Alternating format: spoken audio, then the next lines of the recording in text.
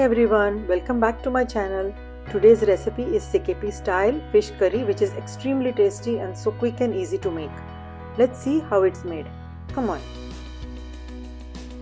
We have to make a masala paste for the marination. Use the coriander stems also. This masala can be used for a variety of dishes.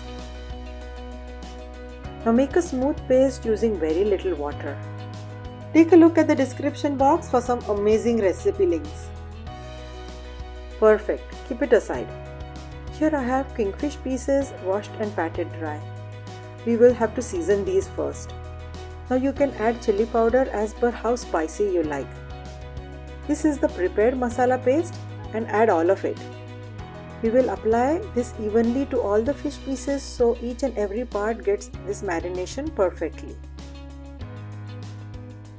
Leave it aside for 15 minutes. It's been about 15 minutes and now we can make the curry.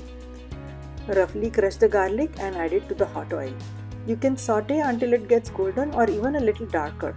Place the marinated fish pieces carefully.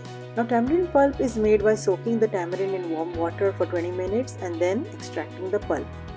I have also just added water to the marinated fish container to get all the masala out.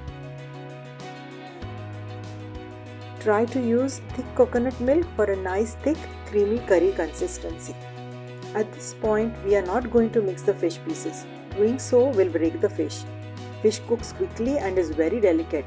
Just mix very lightly or shake the pot to mix well and bring to a light boil. Cook for 5 to 7 minutes on medium-low flame. I'm adding broken green chilies for added flavor. Garnish and we are ready to serve the fish curry with steamed rice. Click the subscribe button if you like my recipes for such amazing recipes I post every week.